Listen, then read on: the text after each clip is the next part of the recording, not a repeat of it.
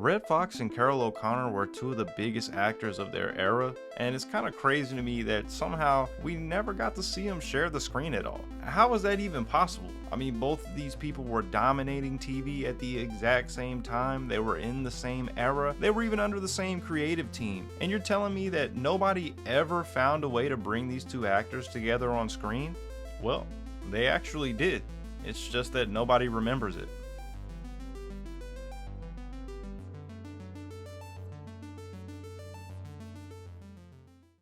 Now, before I get into that crossover that actually did happen, I want to take you guys through the rabbit hole of how I ended up finding this thing in the first place. So I start looking into it, right? Maybe there's a cameo, a special, maybe there's something out there that I can cling on to. And at first, the only thing I found was Dean Martin's roast of Carroll O'Connor, which had Redd Foxx on the panel there. And it was hilarious, man. Redd got up there and fried Carroll so bad, dude. It was hilarious. And at the end, you know, they hug and show respect like any roast show, but you know, you can tell that there's a real relationship between the two, and you know, Redd had some nice things to say as well at the end of his speech.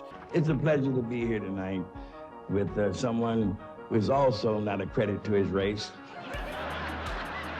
I'm very fond of Carroll personally, and I have a great respect for him as an actor. He's a wonderful person, a terrific actor. He can play comedy and he can play drama. He goes both ways. Oh, wait a minute. Let me rephrase that.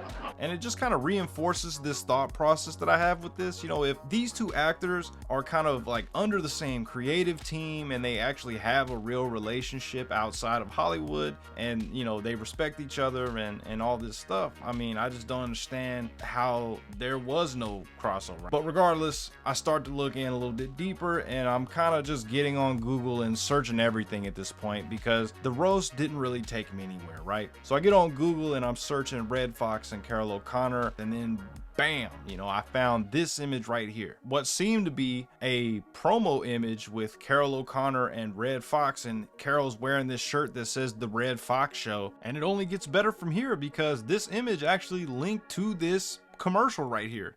Saturday old buddy Carroll O'Connor pays Redd Foxx a visit. That bring back old memories? Yeah, now can you bring back my old hearing? Two comedy legends. If you missed us, be sure and catch us. Together, a special episode of The Redd Foxx Show. For those that are unfamiliar with the Redd Foxx Show, I know I was unfamiliar with it. I had to go read up on it, but it's basically about this character Al Hughes, played by Redd Foxx, and he's a New York City diner newsstand owner, and he basically adopts this streetwise teenager named Tony. He has this employee named Diana that works inside the diner, and then of course his buddy Jim Jam, who owns a Chinese restaurant nearby. And fun fact, this character was actually originally played by Nathaniel Taylor, who is known for Rilo, obviously, from Sanford and Son, but then was recast by Theodore Wilson later on in the back half of the series. This show only ran for about 13 episodes, and you know, it got canceled only after 3 months of airing, partly due to like low ratings in the Saturday night time slot. Either way though, that's kind of the rundown on this show and the context, right? And so now I'm dialed in on this. You know, I'm looking on YouTube, and I was actually able to find the first 4 episodes of this, but I still couldn't find the one with Carroll O'Connor in it. I'm looking on streaming, and the only streaming services that were showing it were Plex and Tubi, and I go check both of them, and they both have it mislabeled. They have it showing as the 1986 Redd Foxx Show, but it's actually the 1977 Redd Foxx Show that was more of a skit show, like a comedy hour type of deal. So this was super frustrating for me because I thought that I had stumbled upon this thing, and I thought it was a little bit more available than I thought it might have been, and then it just kind of wasn't. So now I'm sitting here like, man, this might be lost media, dude. This thing was genuinely hard to find. I mean, unless you knew exactly where to look. So I ended up switching it up and looking on different browsers, and finally, boom, you know, the Internet Archive pops up. And again, even when I found it, I wasn't sure if it was going to be the full thing or if it was going to be in horrible quality, or either way, I stumbled upon it. You know, I'm looking at this thing, and you know, my feelings kind of switch from, damn, I finally found it, to what is this even going to be like? You know, I'm not familiar with the Redd Foxx Show. Like, I never watched it before. I knew about Sanford and these other kind of spin-offs and things that Redd Foxx had kind of dabbled in, but I wasn't familiar with this show at all. And the other thing you have to know is that, again, if you're not familiar with this character Al Hughes that Redd Foxx is playing, like, this character is nothing like Fred Sanford, really. He's very much like this more grounded and toned down kind of character. He's not so angry and over the top grumpy like Fred Sanford is, or as schemy or anything like that. He's just kind of a straightforward dude running his diner, trying to get through his day. I wanted to preface that and make sure everybody knows, like, if you have never seen this, I just want you to know that he is not playing a character like Fred Sanford. And there's some things about Carroll O'Connor's character as well, but you don't really need to know that until we get into the episodes. But either way, I know some of y'all that haven't seen this are anxious to get into the episode, so let's actually get into this episode. And first things first, this intro is fire, dude. The song itself was performed by Kool and the Gang, and it is a banger. Ever since I watched this episode, I've had the theme song stuck in my head. It is actually really good, and you know, if you want to go check it out, it's one of the only pieces of this show that's actually on YouTube. So the episode opens up with Carol's character Pat Cleary coming up out of the subway station, and across the street you've got Al coming out of his diner, sending one of his employees out with one of those "Eat It Al" signs kind of wrapped around his neck, and he just kind of tells him to walk up and down the street till 6 o'clock or something. So he sends him off, and then when Al turns around, he sees this guy sitting on the bench just staring at him, smiling kind of creepily, honestly. And Al doesn't recognize him at all. He just kind of shrugs it off and heads back to his store. And he goes back into his diner talking with his buddy Jim Jam. And they're basically talking about how this dude that came up is a bum and he just wants a handout. He's not willing to do any work for a job, right? And this right here is basically setting up the theme for the episode, right? And while Diana, Jim Jam, and Al are just having a conversation inside the diner, you see Carroll O'Connor's character just kind of creep into the restaurant, and he doesn't even say anything. He's just kind of looking at him, standing there, being all weird. And when they finally notice him, he kind of comes right out and claims to know Al. Gee, for a minute out there, I wasn't sure, but that's who you are, good old Al Hughes. Hey, we've already identified me. You're the one who's the mystery guest. And that's when Pat says that they were in the military together in Manila. But the thing that finally jogs Al's memory is that he reminds him that he was kind of the poetry guy. I'm the guy that wrote the poems and read them to everybody on the ship. Yeah, even the chaplain hated you. Now they're reconnecting, and as soon as Pat leaves to go to the bathroom, Jim Jam immediately comes over and says that this guy is looking for a handout. Show me an old war buddy, I'll show you a man with his hand out. And Al disagrees with him, saying that that's not true, while Jim Jam is basically guaranteeing that Pat is going to end up in Al's apartment. So then we cut to the next scene, and it's Pat in Al's apartment. No way. It's a swell apartment now, just swell. It's so roomy. You know, he's sitting there telling him this big story about a big job in his house in Westchester and having this family, and Al's just kind of sitting there like, you know, get to the point, man. It took you 2.5 hours to get to 1965. By the time you get to 86, I'll be 86. And then Pat kind of flips the narrative, talking about how he walked away from all of that, talking about freedom and Buddhism and wandering the world and writing poetry, basically saying that he kind of chose this life over the old one. I came to tell you about my freedom because the last time I had any freedom, it was with you. Here, let me show you something. Al, this is a symbol of freedom. This and you. And that's why I wanted to make you, you know, my first stop. Now, you mean stuff like, "Hi, Al, how you doing? Gotta run." Or, "Hi, Al, how you doing? Does that couch fold out?" And after this, you kind of get this sequence of him living with Al and being annoying, staying up late, watching TV, kind of trying to take over the space and all this kind of stuff. It is hilarious. Let me get some sleep. Oh, come on. After 41 years, what can missing a couple of nights of sleep matter? I'm old. I can't afford to miss a couple of nights of anything. It's also building this question that, can you trust this guy? Is he being honest? And later on, we see Al and Jim Jam coming back from a Knicks game, and the Knicks did lose, but Al's not upset because he's fully expecting Pat to be gone, and that's enough for him to be happy, right? But as soon as he comes in... Who is that in my bed? Don't tell me you Cleary. I'm Cleary. And that's when things really shift here, because Pat finally admits the truth. Just came back to tell you that everything I told you before was a lie. He didn't have no house. You know, his family was gone. You know, his wife left him for some dude named Klaus. Klaus is in my house. With your spouse. What a louse. And the whole view on his character shifts immediately, because yeah, he's shady, but he's also kind of sad and pathetic, you know. And the only thing that he even claims is real is his love for poetry. So later on, him and Al end up walking out in the street together, and Al in this moment, it feels like he's really trying to understand Pat. And once they're out in the street, they have a little conversation as they're walking down the street, and then they end up sitting on this bench, and Al puts him on the spot. You know, he tells him, if you're a poet, let's hear it. I want to see what you got. I mean, why is life a... Let's hear your question in a poem. Now, you do have poems, don't you? Yeah, I'm a poet. I've got a lot of poems. Well, then you're always talking poetry and stuff. And this is poetry, so let's hear some of this poetry. Pat kind of hesitates at this at first because he just thinks that Al's gonna make fun of him or whatever, but Al tells him to do it anyways, so he does. All life I know, not rooted down, has destination. Races and tunnels underground. In streets I wait and watch. It rushes by, calling, clamoring purpose to the air. Even in the darkening sky, squadrons cry, birds hurrying somewhere. Destination, aching pavements that I drift upon. Could they but find a way to you, I'd hurry too, but you are gone.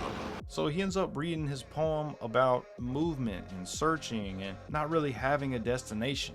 It kind of drifting through life while everything around you feels like it has purpose, and it's actually kind of beautiful, you know. It catches you off guard how deep that this was, because up to this point you're thinking this dude is full of it, and in this moment you see something real in him, and even Al feels it. I liked it. I loved it.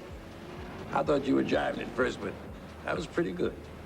Thanks, Al. So the next day we see Diana and Pat sitting at the bar of the diner and just kind of adding up all the money that he owes them, and you know, plus tips and all that. Al comes out and asks Diana, didn't you have something that you needed to tell Pat? Diana tells Pat that his old boss called and that his department was opening back up and that Pat was going to get his job back. And Pat lights up at this. Hey, that's a wonderful piece of news. He's trying to run up the stairs to go pack his bags and get ready to go. And this basically exposes him. Once Pat starts going up the stairs, he has this realization where he turns around and says,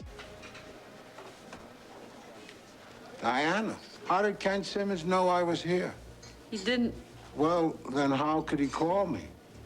He didn't. It's just something I sort of made up. Well, why would you do something like that? To find out if this guy was on the level about being a poet or if he was just sponging off of you. And now we know. The truth is, nobody ever called. His boss never called. He's not getting his job back. And again, in this moment, he's exposed. And there's this thick silence at this point. And you see it on Al's face, that disappointment, because in his heart, he wanted to believe this guy. And in this moment, they both know that the jig is up. The mask is off. I guess I better go up and finish packing, huh?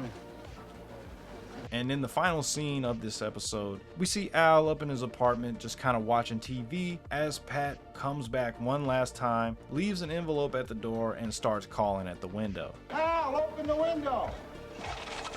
I'm not letting you in, so anchors away. Now, don't worry. I only came back to say so long and thanks. After that phony phone call of Diana's, I really went back to my old company. And I nailed that guy Ken Simmons, talked to him for half an hour, and I sold myself on a new consultancy job. Thought about you and that look you gave me in there, and I turned it down. Turned it down. Hey, listen, I put an envelope under the door. There's $64 in it. It's what I owe you. Oh, and now, thanks for Manila. Sure. Bye. And after he gives this big long-winded speech, he just disappears into the subway. And that's the end of the episode. I mean, very bittersweet if you ask me, because you leave the episode not knowing whether Pat was ever telling the truth or not. And you hope he is, but you know, you just can't take his word for it. I mean, this episode really did surprise me, because going into it, I didn't really know what to expect. You know, I understood that these were not going to be the exact same characters of Archie and Fred, of course, but honestly, it was actually kind of good. You know, I not in just like novelty thing or like this was just fun to see type of way. Like there was actually something here, like something that made me feel something. There was tension, there was emotion, there was comedy, and that ending was amazing. You know, this ambiguous feeling of not knowing whether Pat was ever telling the truth about anything he ever said. And his face in that last scene where he's kind of telling Al about how he got this job and he stuck up to his boss, the look in his eyes, like it's the look in his face, it's such an interesting scene to me. You know, it was just brilliant. It was just brilliant. And you know, I didn't mention this before, but Carroll O'Connor actually wrote and directed this episode. I actually wonder if that's a reason why he ended up agreeing to do this. But either way, I thought this episode was actually pretty good. And the actual show itself, you know, beyond this episode, from what I could find at least, it wasn't that bad, it wasn't that great, but you can see some potential in this thing, right? One of the things I really loved about this was the set. This New York street corner kind of setup was dope to me. You know, they moved from the store to the sidewalk to the bench across the street. It's awesome, and you have people moving through the set. It really does feel alive. Again, I just see potential all over this show, and you know, I'm just sitting here thinking, like, if this really exists and it's actually kind of decent, and you've got a pretty brilliant episode here written by Carroll O'Connor, why does nobody talk about this episode? You know, I mean, I don't understand it. I kind of expected it to be pretty bad because I never heard of it, never seen it. I just don't understand why people aren't higher on this episode. And I think it kind of comes down to the expectations with this. When people wanted to see Redd Foxx and Carroll O'Connor, it wasn't with these characters, Al and Pat Cleary, right? Pat Cleary, Pat whatever. They want to see Fred and Archie, right? At the end of the day, like, these characters just are very different from those characters. And I think a lot of people just, maybe they weren't impressed because they expected something different. Maybe they checked out because of that. I mean, I know the show wasn't that popular anyways, and this was the 7th episode in the show apparently. So, I mean, by this point, the ratings had probably fell into the Mariana Trench, and you know, probably nobody was watching this thing, and there's a good chance that a lot of people never saw this. Maybe they never even saw the promo for it. I mean, there's really a lot at play here, you know, especially when you think about the circumstances around the show where, you know, it was given a very bad time slot. And not only that, but Redd Foxx at this point in his career was really struggling, and he had really bad relationships with studios and things of that nature. And it just feels like this show wasn't that bad, but it never really got a chance to see what it could do. You know what I'm saying? Like, it didn't get a fair shot. If I'm not saying it was sabotaged or anything like that, but I just don't see how a show like this would be canceled at 13 episodes. I think, you know, changing up cast members and plot points and things like that probably ultimately killed it, but at the same time, it was already on that trajectory. I'm glad that this happened, but this should have been a huge moment. I mean, you're talking about two sitcom gods, two of the faces that are on every sitcom Mount Rushmore on screen together, and it ends up being this kind of small, forgotten episode in a lot of ways, buried inside of a show that nobody really watched. You know, that's why this thing feels so bittersweet, because when I initially started looking into this, I was looking for something that I thought never happened, and instead I ended up finding something that nobody remembered.